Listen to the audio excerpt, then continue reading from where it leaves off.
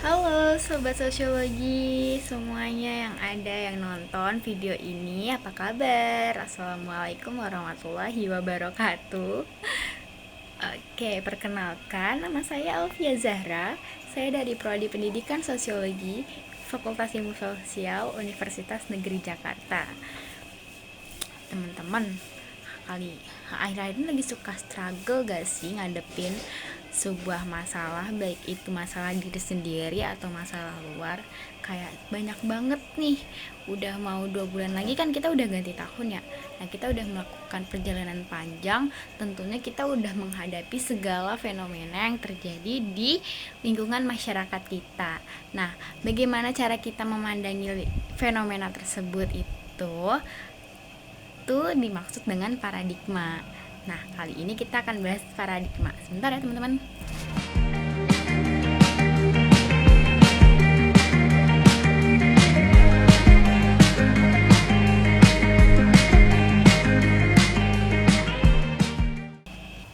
Nah, paradigma. Kalian itu masih asing gak sih dengan istilah paradigma? Sejujurnya, kalau misalnya saya sendiri, waktu pertama kali masuk kuliah, dengar kata paradigma tuh kayak, hah, paradigma tuh apa sih? Nah, jadi di sini paradigma itu dikemukakan oleh fisikawan Amerika yang bernama Thomas Samuel Kuhn. Nah, Thomas Samuel Kuhn dalam bukunya yang judul The Structure of Scientific Revolution tahun 1962 mengemukakan bahwa paradigma ini adalah sebuah cara untuk mengetahui realitas sosial yang ada di masyarakat dengan menekankan pada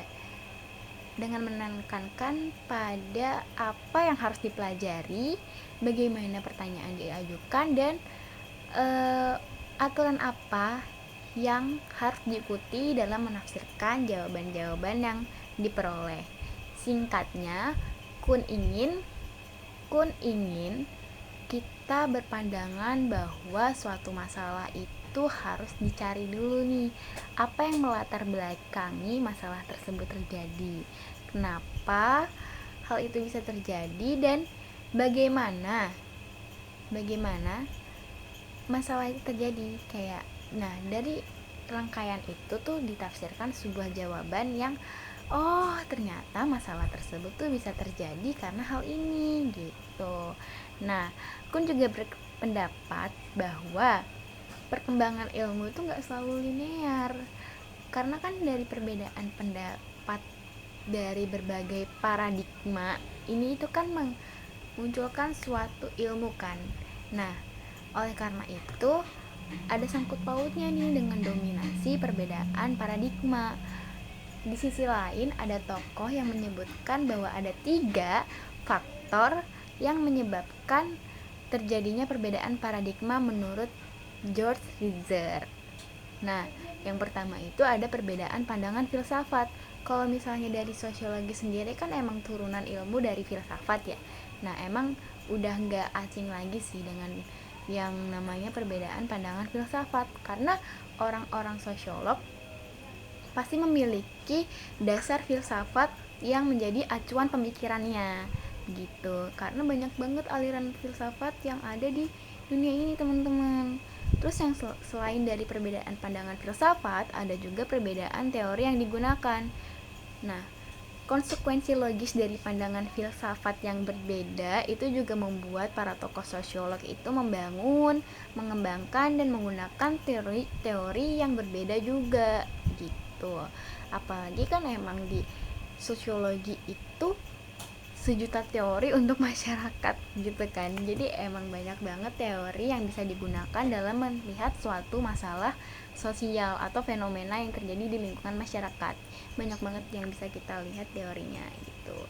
Terus habis itu, dari perbedaan pandangan filsafat, perbedaan teori, ada juga perbedaan metode yang digunakan untuk memahami substansi ilmu.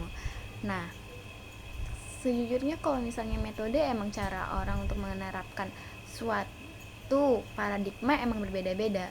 Bisa menggunakan metode interview, metode observasi, atau metode eksperimen begitu. Nah, Namun perbedaan paradigma ini tuh nggak selalu bersifat negatif teman-teman, karena kekayaan pengetahuan dari perbedaan paradigma ini membawa kita pada perkembangan pengetahuan. Fenomena ini disebut sebagai dinamika perkembangan atau dialektika ilmu pengetahuan. Nah, sebenarnya kan emang ilmu pengetahuan itu selalu berkembang sesuai dengan perkembangan zaman kan, nggak yang melulu stop di satu zaman saja, emang harus berkembang, apalagi di kita yang mana itu sudah berkembang teknologinya juga kan, apalagi waktu zaman pandemi ini kan mengharuskan kita untuk pembelajaran jarak jauh yang dimana berbeda sama sebelum pandemi. Kalau sebelum pandemi mungkin kita belajar dengan tatap muka langsung setiap harinya, kayak nggak berpacu dengan teknologi seperti HP gitu kan, bahkan nggak dibolehin ya.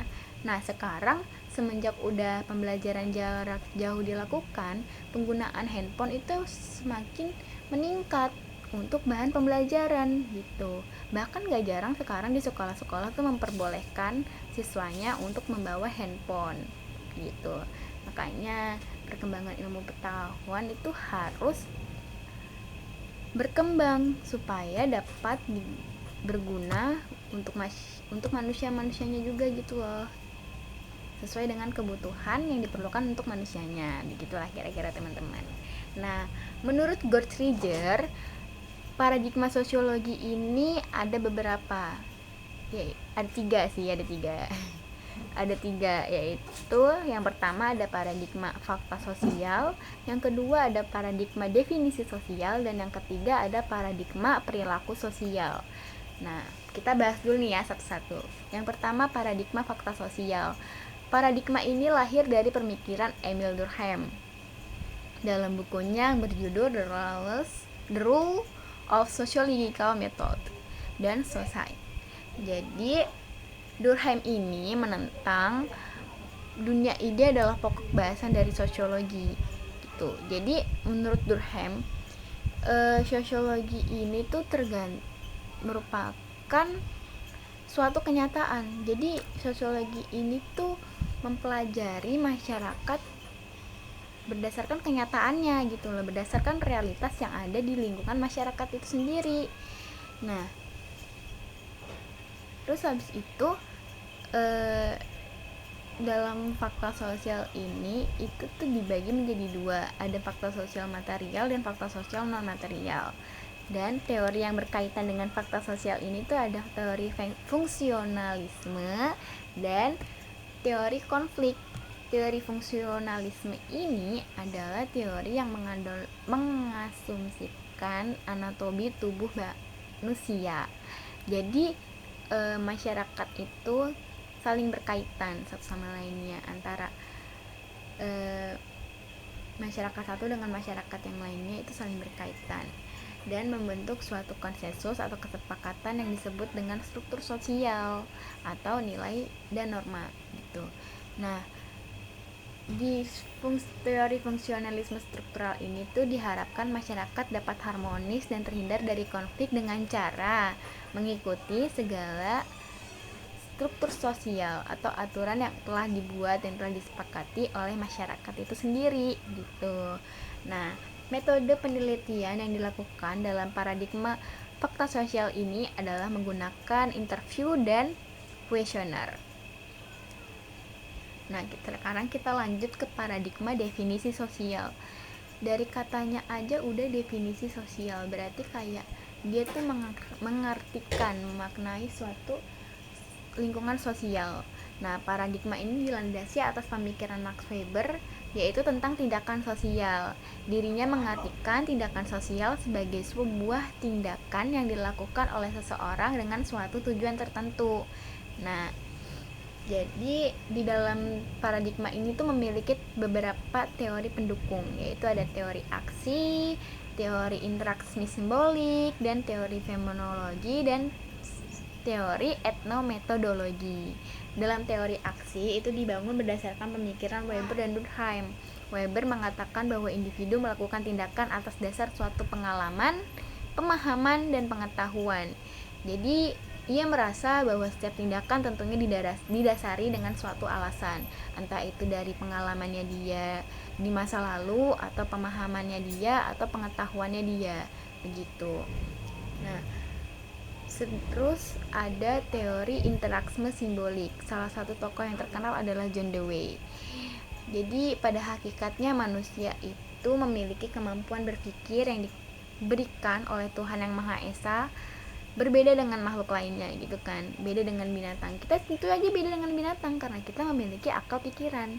Nah, bagaimana kita membentuk kemampuan berpikir ini tuh melalui interaksi sosial, sehingga pemikiran kita bisa berkembang gitu kan. Nah, dalam interaksi sosial ini kita tuh mempelajari yang namanya makna dan simbol.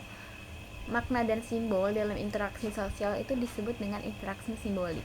Bagaimana kita berinteraksi dan tentunya mempunyai maksud dan tujuan tertentu dengan melakukan makna dan simbol ini. Misalnya dengan salim.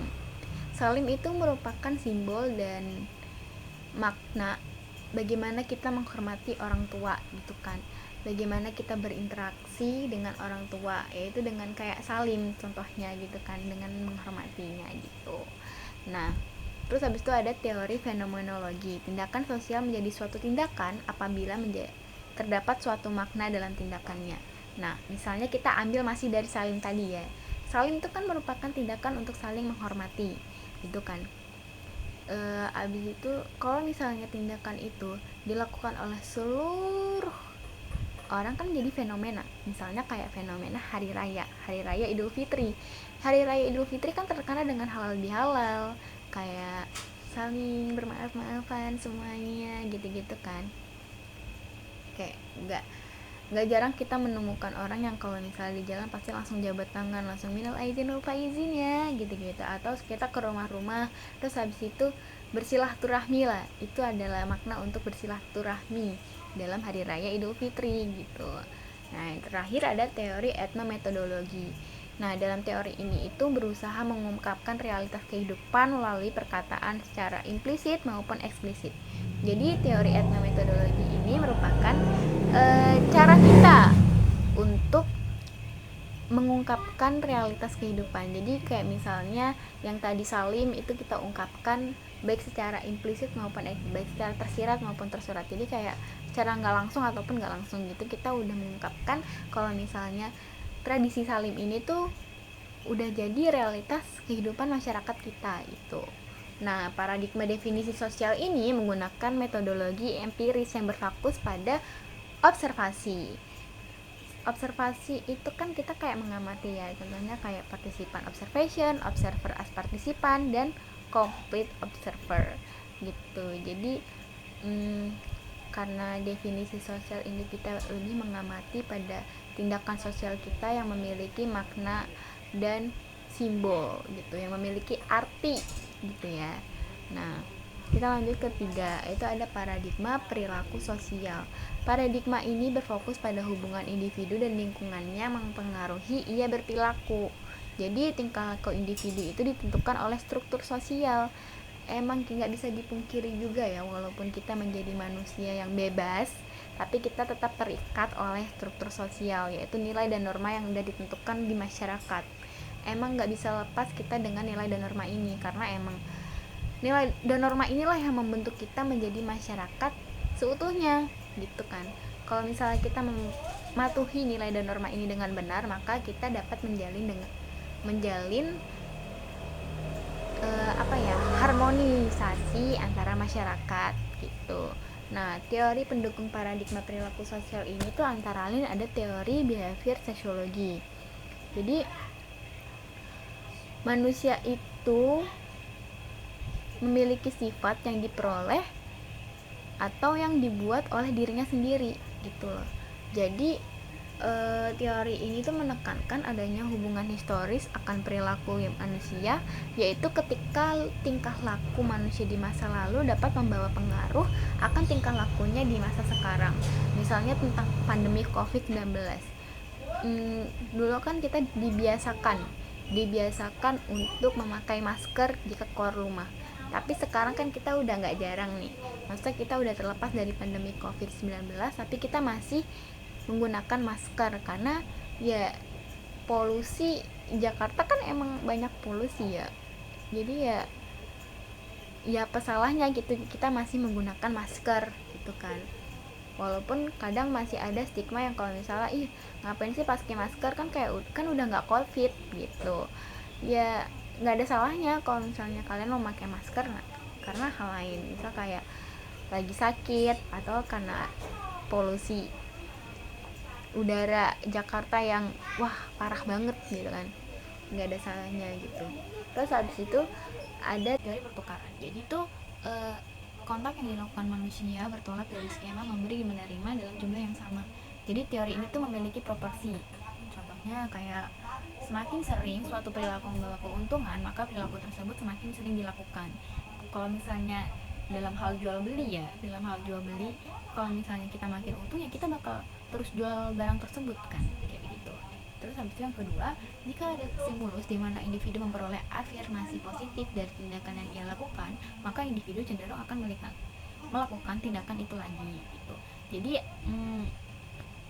kalau misalnya individu itu memperoleh suatu affirmation kayak dari tindakan yang ia lakukan, maka individu akan melakukan lagi. Jadi kayak misalnya aku udah ngelakuin suatu hal-hal kecil yang menurut aku biasa aja, tapi menurut orang itu wow, terus dipuji sama mereka, ya aku jadi seneng gitu kan. Udah seneng, habis itu jadinya ya ngelakuin hal itu lagi gitu.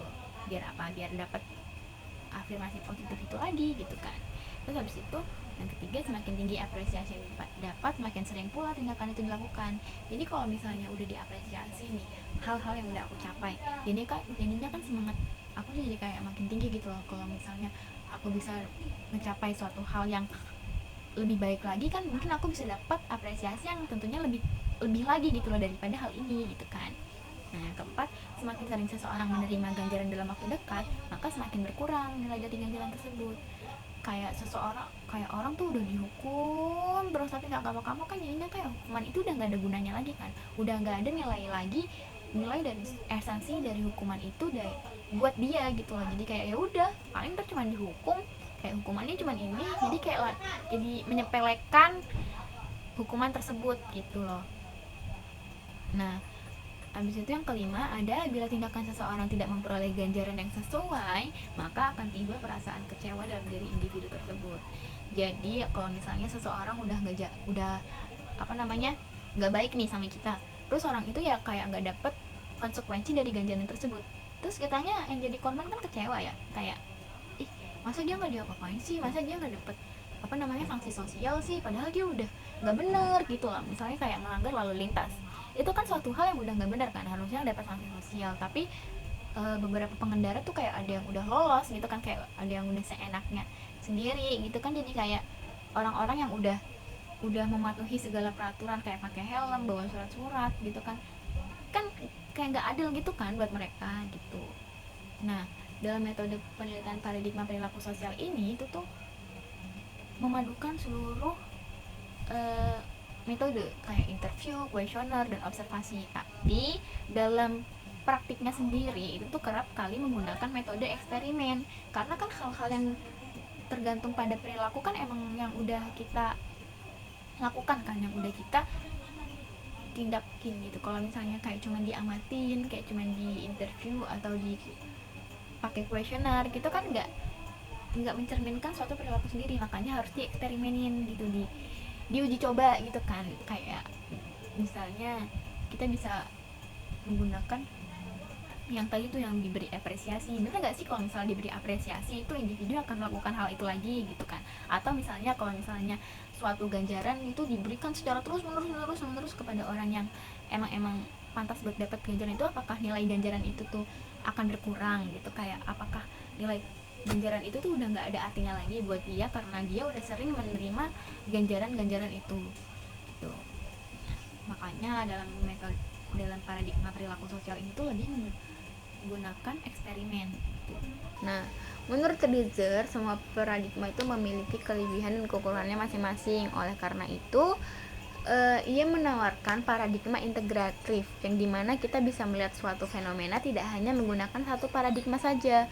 Seperti yang kita tahu kan dunia ilmu sosial itu sangat kompleks ya teman-teman, sangat dinamis, dimana kita mempelajari suatu masyarakat yang suka berubah-ubah gitu loh, suka berkembang dalam perkembangan zaman gitu kan. Kayak karena kompleksitas ini, makanya paradigma dalam ilmu sosial itu disebut sebagai multiple paradigma. Jadi dia menggunakan paradigma yang berjamak, nggak cuma satu atau, tapi berbagai paradigma itu bisa digunakan, bisa diimplementasikan dalam memandang suatu fenomena itu teman-teman.